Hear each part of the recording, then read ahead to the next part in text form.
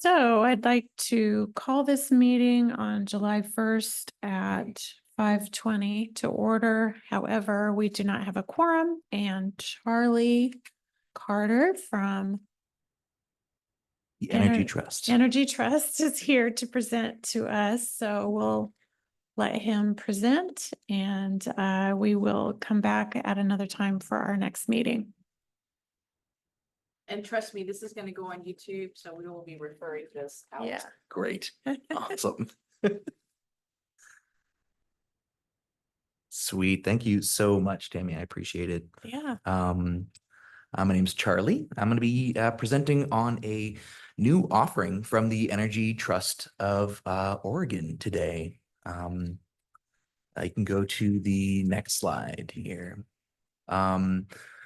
I actually moved over to work with the Energy Trust for this program, In-Home Energy Services. I was a contractor for the last 8 years, working for a small residential home energy retrofit contractor in Southeast Portland, and I learned about this opportunity and really wanted to make a difference in our community. And so this is that, and we're getting it off the ground now, and so I'm pretty excited about it. A little bit about the Energy Trust.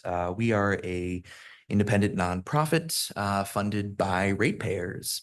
So people who are customers of Portland General Electric, Pacific Power, Northwest Natural. Then down south, we've got Cascade Natural Gas, as well as Avista. And our mission objective is to lower everyone's energy bills, energy usage, and in any way that we can start to generate some renewable energy. We're looking to create jobs and build a sustainable energy future. Next slide, please. Here's some of the offerings that the Energy Trust has. These are resources for everyone from the homeowner to business owner to a somebody who works at a NGO or something like that. But we've got a whole bunch of different programs. I'm with the residential side of things. We also have a commercial, agricultural, industrial, and a solar program as well. Next slide, please. A little bit about the actual in-home energy services. This is the general service area of this new program. The two target counties are Jackson County in the south and Clackamas County, where we are located right now. There are a few different reasons why the Energy Trust have targeted these two spaces, but we are definitely looking to expand as this program kind of grows and flourishes.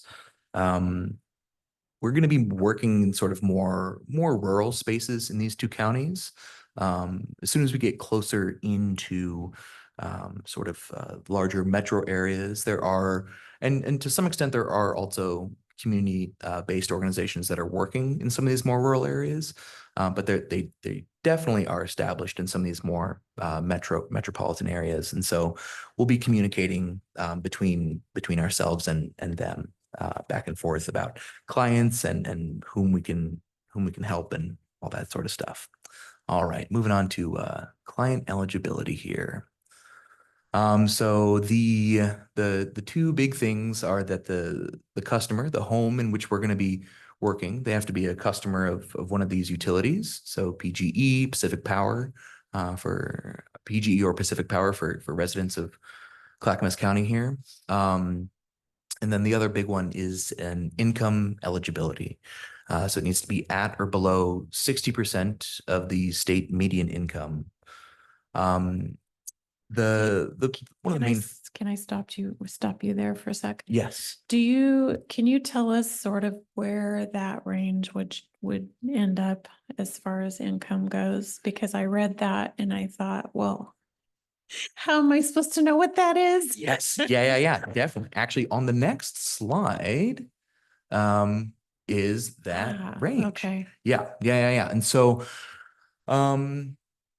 So this is for individuals who are experiencing lower, we're calling them experiencing low income. And so the services that IES, the in-home energy services, is aiming to provide to these clients are free services. For individuals who make 120% of that, we're referring to that as moderate income. And those individuals will generally qualify for what we're calling low cost measures. So there's no cost and low cost. Two different kind of categories of services that we're trying to provide, right? So as we try to kind of stretch our funding dollars out as much as possible, we're trying to deliver at two different levels while still the general thrust is bringing these really capital intensive projects down to a reasonable price where people can think about them. So for the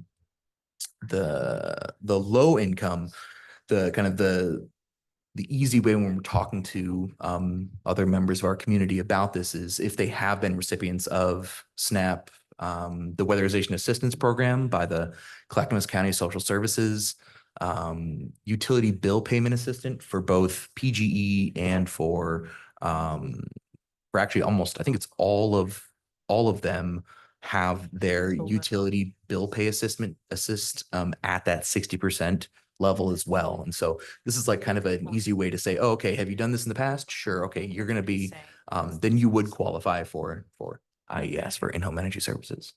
I think information on sliding scale. Where are we finding information on sliding scale? Maybe I'm saying it wrong, but this is low income. Mhm. Those are free services. Yes. And then there's a medium income. Yes. And so that is that's a slide that I personally have made up, but I'm waiting on some approval from my higher ups to put it into my slide deck here. But what that is for a 2-person household at 4,886, that's 81.6, whatever those, it's just multiplied by 2. All of that second column, all multiplied by 2. okay. Yep. So Yeah. if I make 41 a year, Mm-hmm. then I qualify if I have 2 people living in my house. And you are a yep. Yeah, then you would fall just under into moderate. And so if there was exactly a measure where you were like, I need this to be no cost in order for me to do it. Then we have also what's something that's also unique here is we do have an exceptions process where we can say, hey, actually we need this client, in this case, yourself, we need to meet this client where they're at because of this and this compelling reason. And then we have to take that we have to process it internally, and then they make a decision, and then we'd be able to move forward. What classifies as household? Would that just be like immediate family or Anyone who's living in the home. coming into the home? Income coming into the home. So what if they just turned 18 and they're not working, or No, they're not contributing to the income of the home. No, so they would need to be working to contribute? They need to be paying the bills. to they contribute. count, say. Yeah, they count. It's just the household size, Yeah. right? So if it's just So if you have 4 members, but only 1 member's working and they make less than 60,000 a year, they're gonna qualify. Yeah, Scott's that the make only one sense? working and you have 5 people in the house. Or Okay. 4 people in the house, then that is the. That's the That's only cut off. income, And so. then for the other eligibility, it'd be times 2. I Mhm, don't understand exactly. what times 2 is. For the moderate income level, this is just for the low income eligibility. For the moderate income level, it's they set it at 120% of the state median income. And so that's pretty much this entire second column. All those numbers would be multiplied by 2. So basically he's saying if anybody's near this, they'd probably make an exception and they would get it free. Mhm. And then the times 2 would be the moderate income, which would be low cost, not free. Does that make sense? Yes, that makes perfect sense. And I was Yeah. just wondering who, like, and I was just wondering, like, if you are, you know, we have a couple kids that are staying with us. Yep. They feet would on count their towards, feet, and if they Yeah. count or not, okay. yeah, They they would would definitely count. Other Mhm. people do. Yeah, because that's an expense on you. Yeah, Yeah, it is. Yeah, there's no, we don't make any distinction as to traditional, non-traditional, it's just That's awesome. whomever is living in the house at the time. Yeah. Mhm. Sorry to interrupt. No. Those are great questions. I think that we're ready for the next slide here. Lana? Onto the, oh, good. Onto the actual offerings here. So the one that I'm really excited about, is I'm excited about all of this.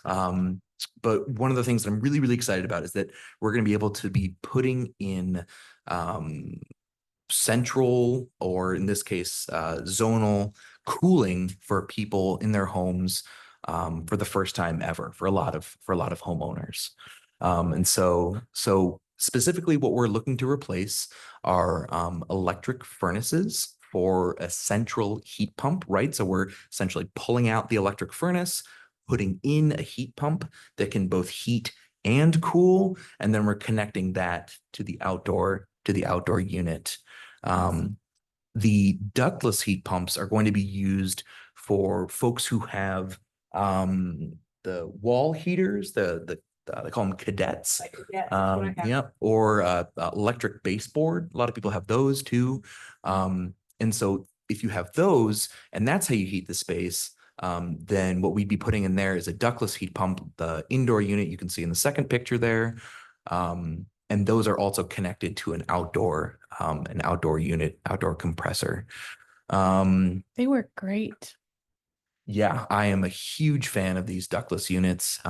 They're actually, like studies have shown they're like 20 to 30% more efficient than even the central heat pumps, just because the blower wheel on them is so, because it's so light and well balanced. Whereas the central heat pumps, they're great, but they do use a blower wheel that essentially we've been using for the last 40 years, right?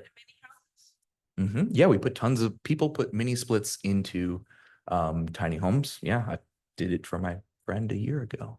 Okay. You have to already have the equipment. What if you heat your house with pellets? So yeah, so this is actually another really exciting thing that I'm super, super stoked about. It used to be, so because we are ratepayer funded, we the Energy Trust can't actually do any sort of fuel switching, right? If your house has a gas furnace, we cannot install an electric heat pump. Okay, I think I get. But if you have a pellet stove or are heating with firewood, this is the first time I think we've ever been able to do this. We can install a ductless heat pump through a series of exceptions that were brought up through the Oregon Public Utilities Commission, and now we're finally here. Yeah, but this is, I mean, so we've come into, we were talking with a homeowner. This was maybe a week and a half ago, and they'd been heating their house using a wood stove.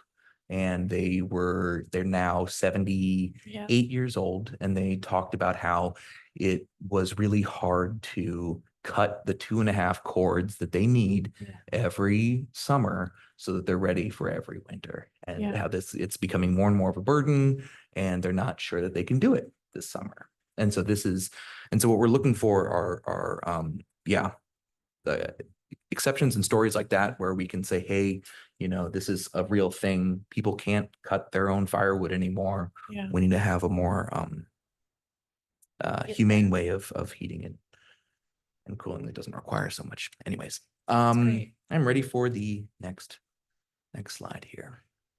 The other offering that I'm really excited about, and that maybe Denise, we can talk about, is insulation. And primarily because of the way that this is constructed, primarily we're going to be looking at attic insulation. And then if we can do like walls and crawl spaces. We'll try to, but the way the math kind of works and makes the most sense is to incentivize attic insulation. That's where you really get a return, the biggest return on investment. So for site-built homes, for stick-built homes, it's primarily going to be for those who are experiencing low income or have been qualified into it. We're going to be able to insulate attics, usually at no cost, for people who are in higher, have moderate income. We're going to be sort of in the low cost, and I mean, as we all know, no two homes are the same, right? And so a big portion of this is going to be actually, in addition to doing wonderful things like this, what I'm also going to be doing is running around to every single one of these homes, and getting up into the crawl space, into the attic, looking at the heating and cooling systems. And so I'll be able to go up there and say, okay, we need this, this, and this. Your attic is insufficiently ventilated, and that's why there is maybe some growth going on. Your bath fans were never ventilated since it was constructed, and your kitchen exhaust is just pointed at an old Yeah, stem vent, You've been to my house, I see. Yeah. So yeah, so we're gonna always try to keep it like the mission directive is to keep it no cost. But with the understanding that like some people's homes are really need a lot of love. And so as we start working through this, there's gonna be a lot of lessons learned, I think, initially. But I'm really hopeful that we're gonna be able to really make an impact where maybe where it needs to happen. So anyways, for manufactured homes, it's going to look like a lot of, again, it's because of how manufactured homes are constructed, their attics aren't actually really able to be insulated in a cost-effective manner. What you are able to do in manufactured homes are do things, there's something called a crossover duct, where when they put manufactured homes together, there's a duct that actually runs and connects one portion of the home to the other portion of the home. And a lot of times that duct gets chewed through by rodents, it falls apart. And so there are actual measures in place that the Energy Trust already has in place that will allow us to replace that crossover duct and insulate it and make it tight, weather tight, so that actually you aren't just paying to heat the outside, Yeah. as so often happens. I'm ready for that next slide. The final item that we'll be able to offer is these heat pump water heaters. They are going to be for homes who have electric tank water heaters, and primarily where these are most efficient and where these are most effective are when they're installed in, if people have attached garages, that's going to be like the spot to put them. Because of the noise. Because of the noise and because they generate cool air.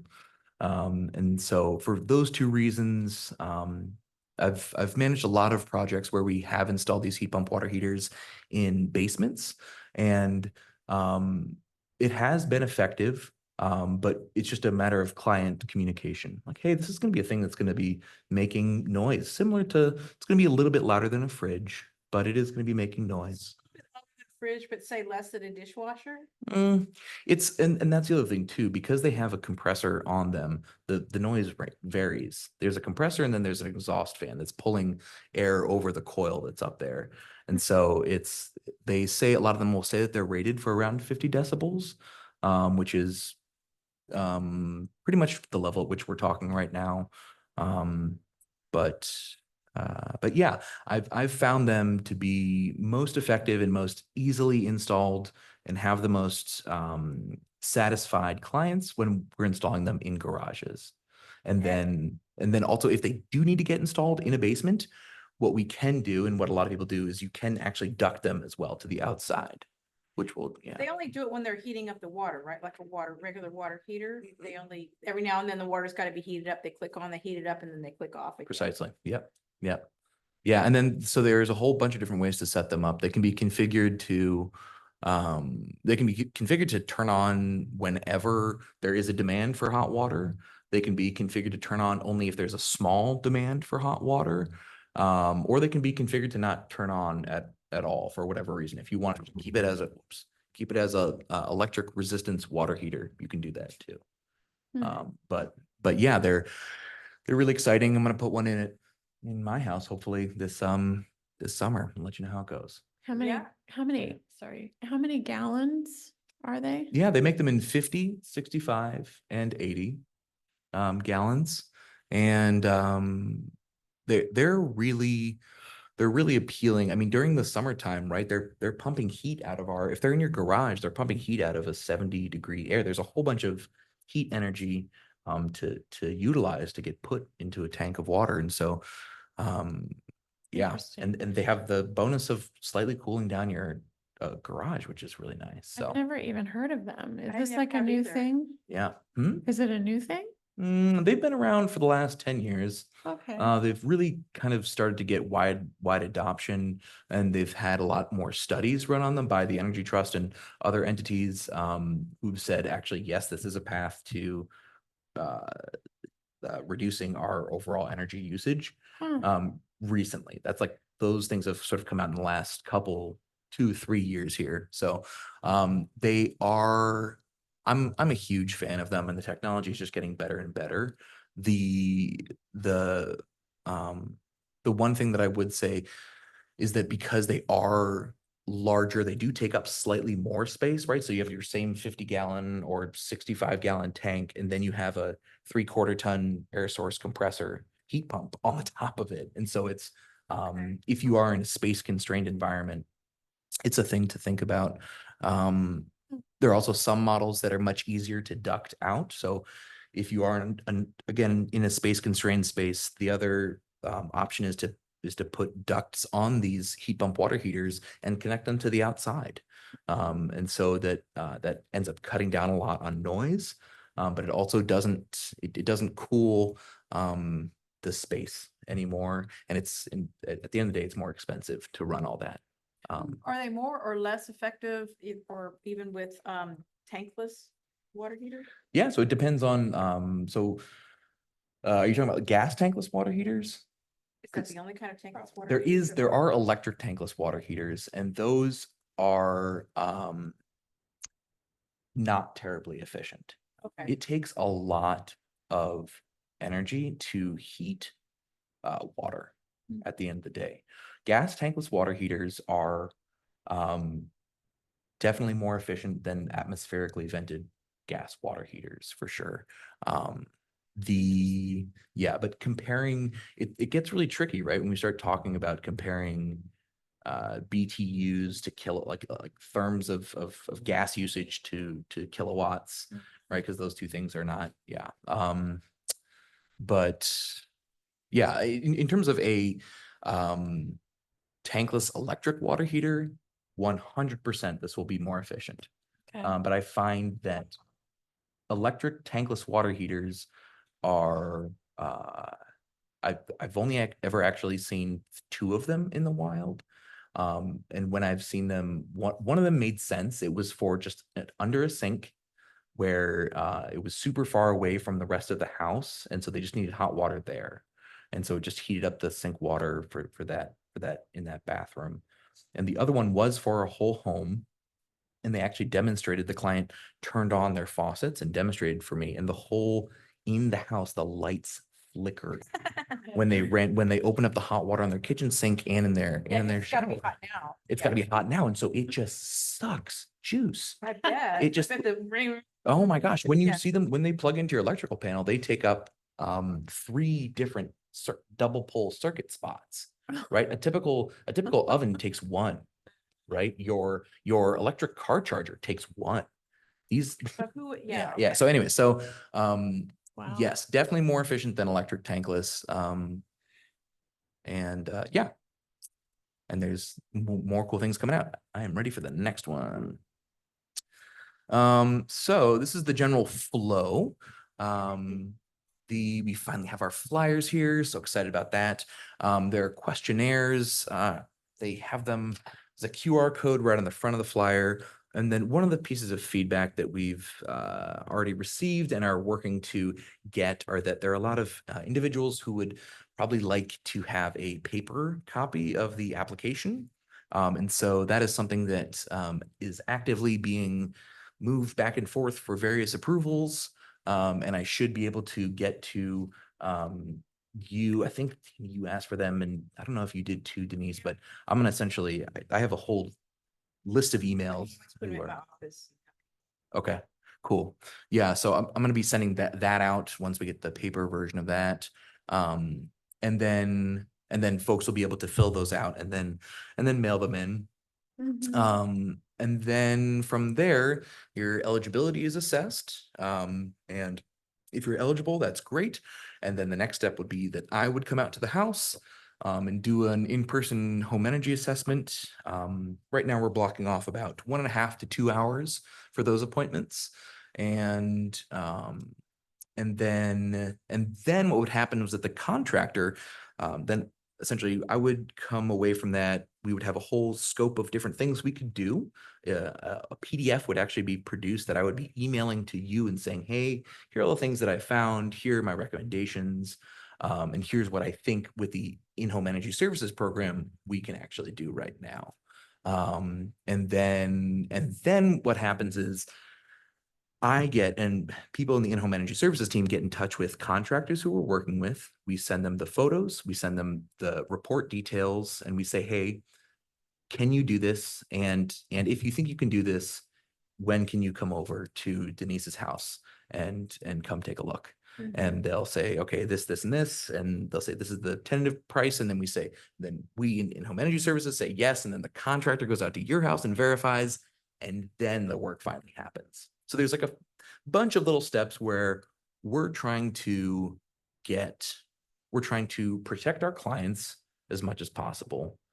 We're trying to get a good price for this work because I come from this 8 years in contracting.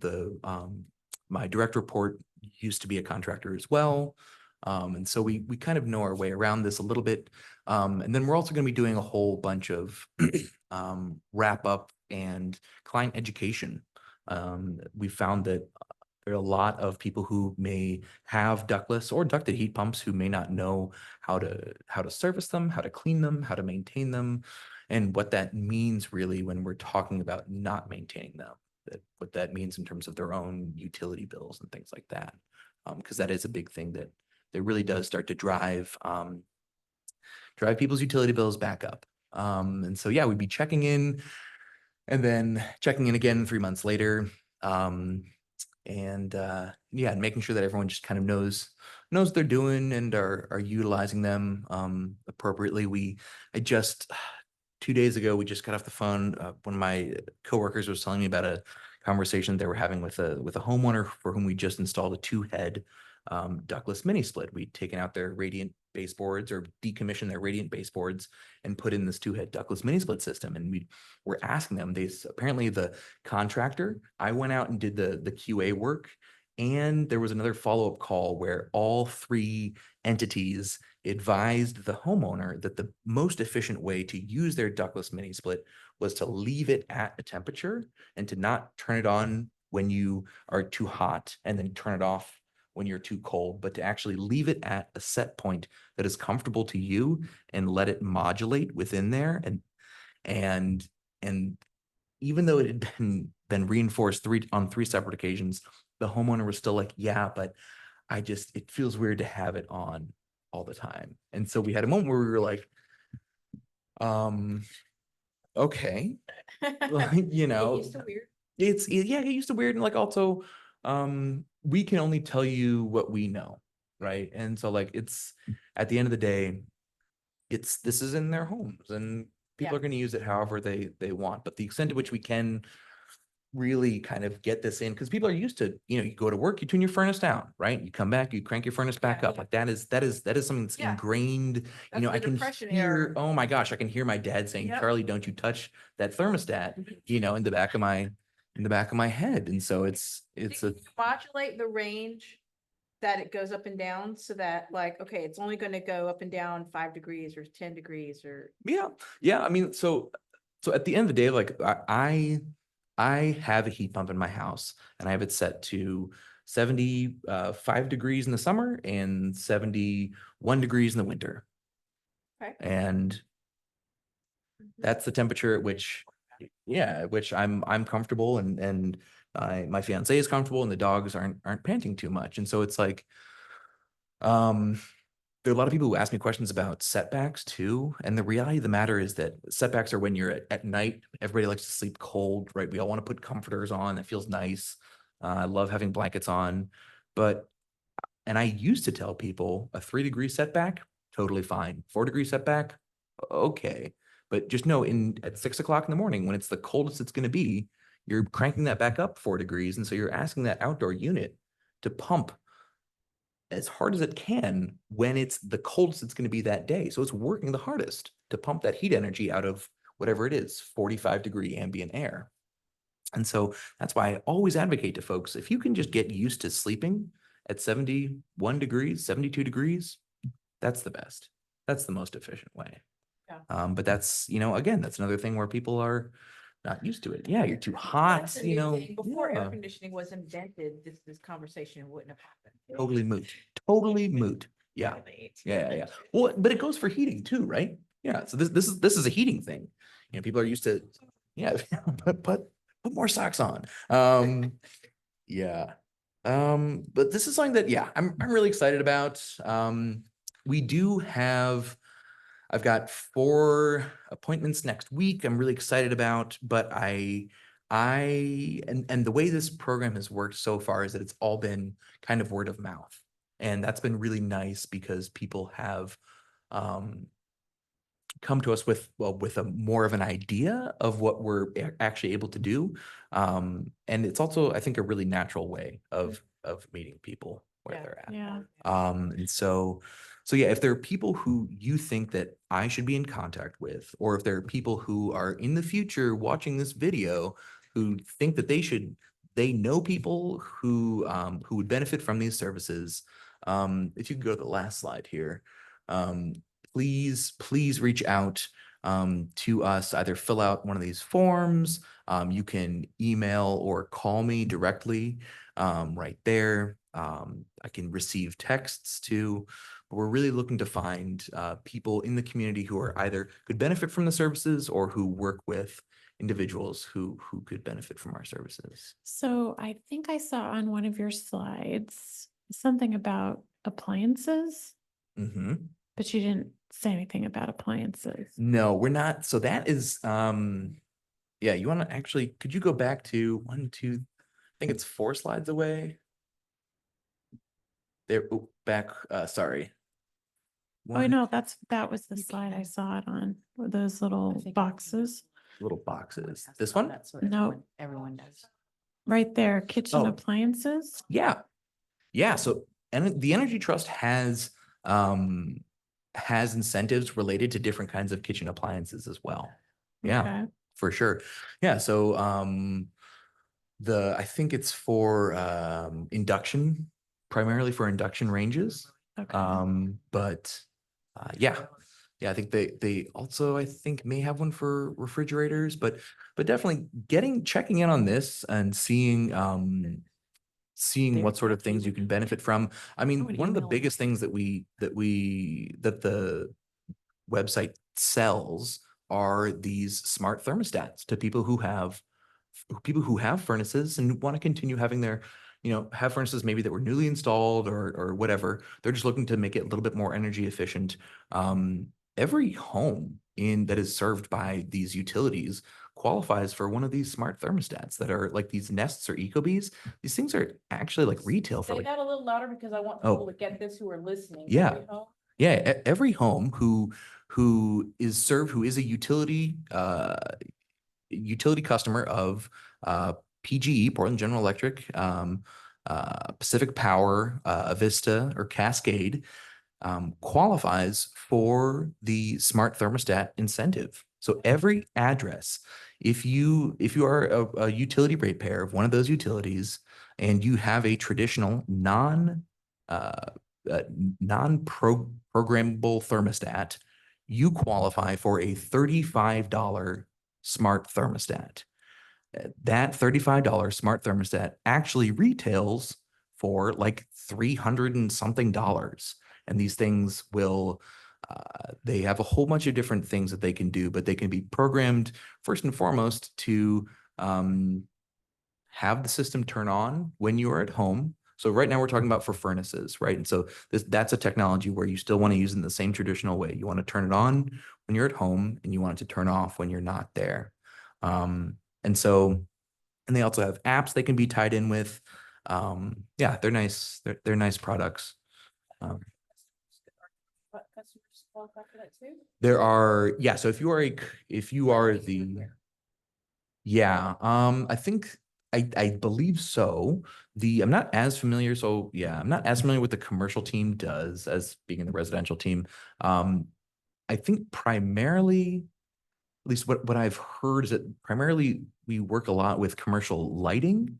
I think that's where a lot of energy savings are able to happen, are able to take place, you know, swapping out those gigantic incandescent with LED fixtures. Contact you and you can get them in touch with your commercial side. Totally. Yep. Okay. Yeah. And then like there's also, I mean, if you do go onto the energytrust.org/save and then you click on the thermostat and you're like looking around trying to figure out if you can get a thermostat if you Joe Schmidt are the GM for Ace Hardware, you can definitely, they have a do you need a question answered little bubble, and you can ask a question to them and that'll actually, that's a human that works here in Portland that will respond to you. So We Yeah. love our smart thermostat. The only thing I hate about it is I'll come in from an 80-degree day and I'll be like, who turned down the thermostat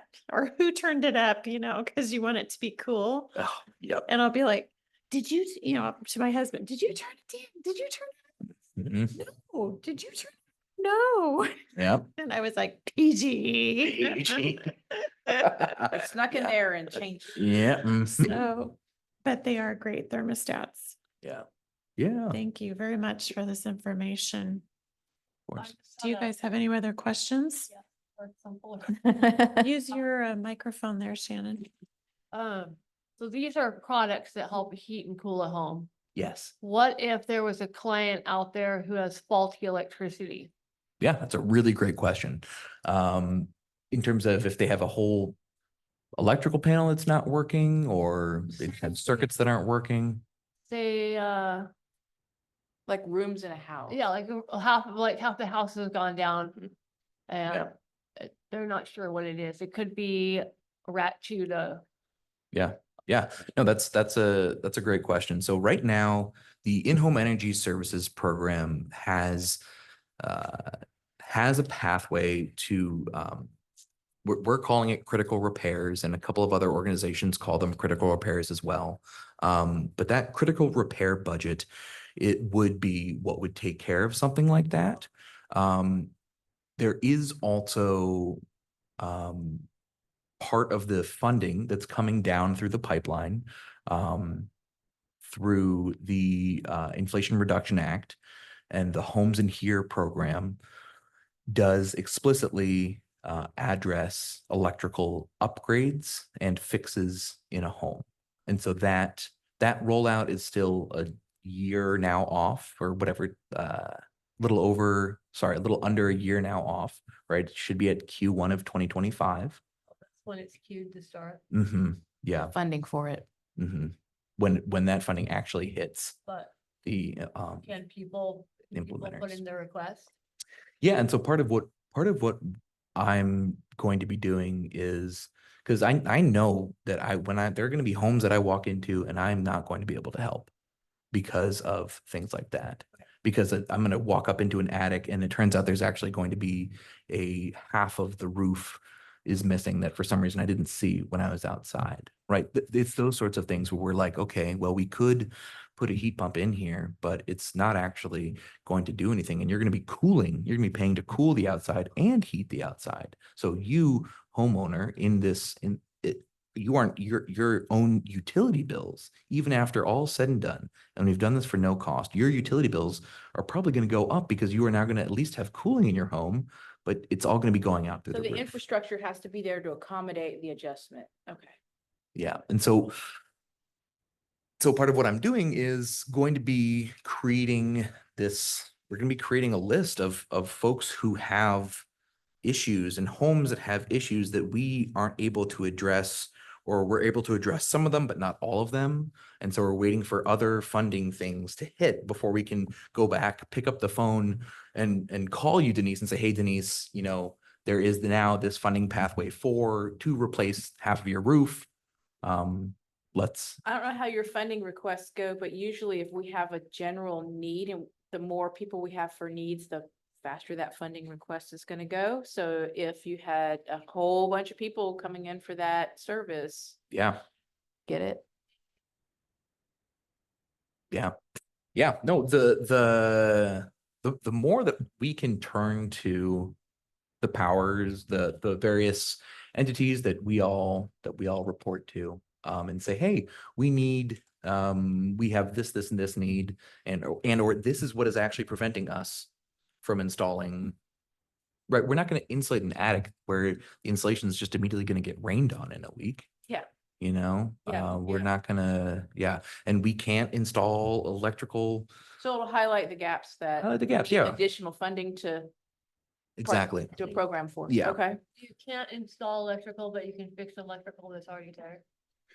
It depends on the extent of what the electrical issues are, right? So we might encounter a full panel where all of the slots on the electrical panel are filled, but that actually might not be a deal breaker because you can do something called twinning, where you take breakers and you actually use little skinny, they call them pancake breakers, and you can put two of them in one slot if it's just a physical fit issue.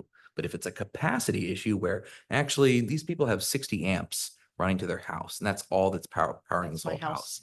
house, then you need an electrical panel upgrade and service upgrade. And the service upgrade, that's when we start talking about more significant upgrade, right? Because you need to get the utility to come out, run a whole new line typically to the home. And then everything needs to be reconstructed, right? So the mast that goes up on the side of the home would need to get reconstructed because the codes have changed since the whenever it was constructed. And then, and so there's a whole bunch of different, if it's like, actually the lights in here don't work and I'm not sure why, and that's the issue that we have here. That's a thing where as I'm going up in the attic, I'm very accustomed to crawling through somebody's really tight and hot attic and then looking at some electrical wires and seeing that, oh yeah, they've been chewed through. Yeah. There's, there's those are live and they've been chewed through. Yeah. And like that can be fixed, right? That's an easy fix as far as I'm concerned. Something like, half the house doesn't have power. That's when I go, But if you fit the income parameters, those kinds of repairs fall under that umbrella of Energy Trust? that they would fall under they would at least be things that would get it would get cataloged and it would be a big thing. This is the reason that we could not install a ductless heat pump at this person's house is because of this large reason, because we went and got bids from Mike's Electric. Mike's Electric told us it's going to be $25,000 to fix this in their home. And Yeah. we don't have $25,000 for every home, but we might have a few $1,000s. So is there a yeah. program through PGE that helps people that need to run lines like that? It would seem to me that would be a positive for PGE if some of these homes. Yeah, because for instance, Yeah. in my house, it was built in 1910 before Mhm, electricity was thought of apparently. mhm. So I've got like 4 outlets in the house. Yeah. I am the queen of extension. And taking the little pins out, so you can stick it in. We'll discuss that later. I don't know what you're talking about, but, oh no, before I leave in the morning, it's a whole turn this off and turn this off and turn this off. But yeah, I've got that, but it's not. it would be a life-changing thing if I had more electricity to my house and I could actually run more things at the same time. But I've learned to cope, so I Yeah. can't legitimately go and say, I really, really need this or my life will end, Yeah. No. I mean, part of the thing about the whole fuel switching Yep. thing is like, if people Yep. have radiant heat, so let me back up here. When I installed the heat pump at my house, I decommissioned 2 different circuits that were running all of my cadets and I just put in 1 circuit that now powers my heat pump. All of these heat pumps are going to be using, just by and large, usually just 1 slot on people's electrical panels. You can play. They usually won't be adding anything. Yeah. Okay, because I actually have Mhm. cadets and I have the kind that were recalled. Mm. So I switched off the breaker to those because I didn't want my kid to turn them on by accident. Yeah. And I use those little things that look like radiators, Mhm. space heaters. Yep. I use those Mhm. for my house. Yep. And heating pads at night. So Do you have a duct system in the house? nope, it still looks like it was built yesterday. Yeah. Yeah. So, I mean, that's, yeah,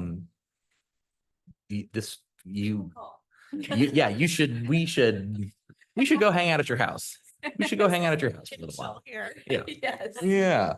How do you feel about placing knob and tube wiring? I don't know what knob and tube wiring is, but anything that will make my house less flammable, I'm all No, that's for. not gonna work. Yeah. Yeah. So, I mean, Shannon, you bring up a great point, right? Knob and tube, vermiculite, the things that we find in attics that are like, that give any regular homeowner sticker shock when people actually are like, okay, what does it cost to get rid of these things? Those are things that we're still trying to figure out how we're going to navigate, right? Because per code, we can't blow insulation on top of knob and tube. And furthermore, I'm not going to ask one of these contractors with whom we have relationships to go and have their guys work in a bunch of vermiculite if we're not actually getting it removed, right? Like we can't do that. It's illegal and it's, we're trying to do things to improve our, yeah. So this is all to say, yeah, we need to figure that out. So question. Yeah. There's a lot of solar power questions going about. I Mm. mean, if you look on Facebook, they're everywhere. And we have had salesmen come through this community knocking on doors Mhm. and offering solar, but I don't know, some stranger comes and knocks on my door and offers solar. I'm like, Mhm. you might as well be selling Bibles. Mhm. So, how do we know can you help low income people get onto solar? And how do we, is that included in your services? Right now it's not, but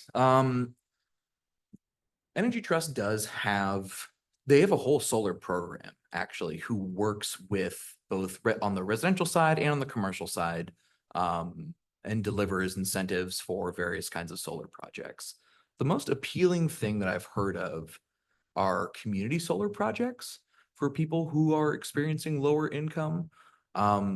Right now, solar, as far as I can tell, is still a thing where there was a model where you would essentially rent the solar panels that were installed on your roof, that I believe it was Solar City was doing for a while. I don't actually. Ion is the one who's been in the community lately. Yeah. And my only, I've had a couple of folks who've done that to my house. And my first question is, okay, how far away are your crews? Where are they coming from? How far away are you based? And that usually tells me when they say, oh, no, we just subcontract to other, Is crews that good or bad? here. There are enough solar companies who are doing work in the community that we should be working with Choose them. local. Okay. I would, because there's no appreciable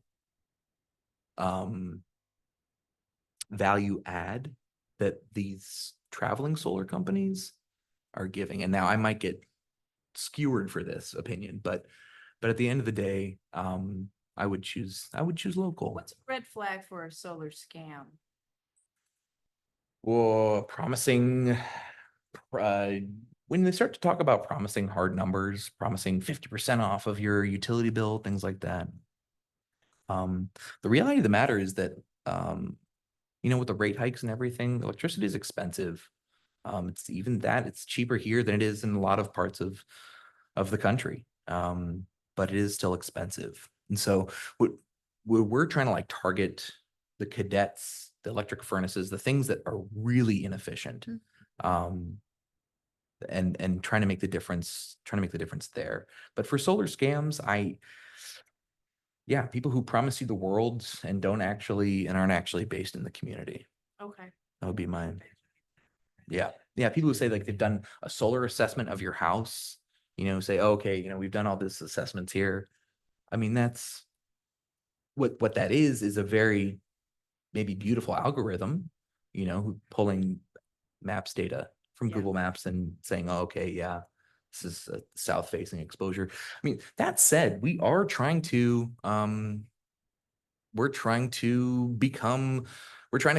get data for solar. And so like solar is something that the Energy Trust is interested in. And we're Okay. trying to figure out what the actual, where we can intercede and become a better community partner for some of these organizations, because solar is really expensive, really, really expensive Okay. to install. Yeah. Okay. Yep. Yeah.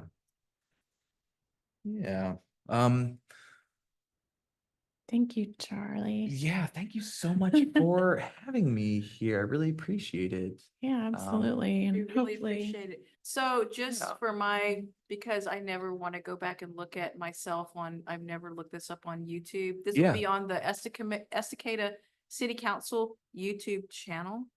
Is that where they find it? Let me turn the microphone on. The city of Estacada has a YouTube channel. And also this video will posted under the minutes agenda on the city's website. So under the minutes agenda tab, and then you have the Diversity, Equity and Inclusion Committee meetings. And there's the little icons for agenda, minutes, and then there'll be the little icon for video, which will take you straight to this one. Okay, thank you. Yep, no problem. Thank you.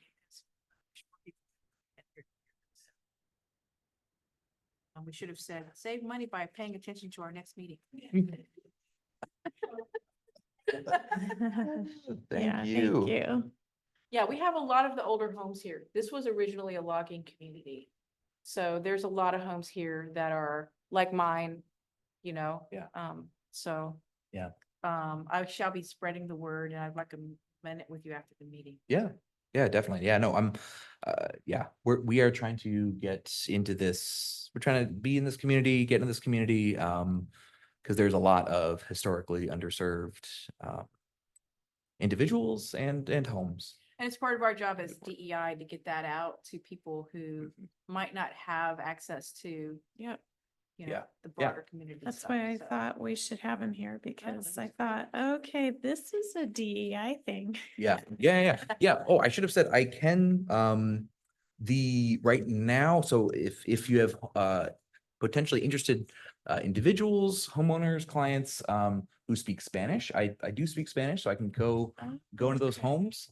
But other languages, I'm still, my French isn't great.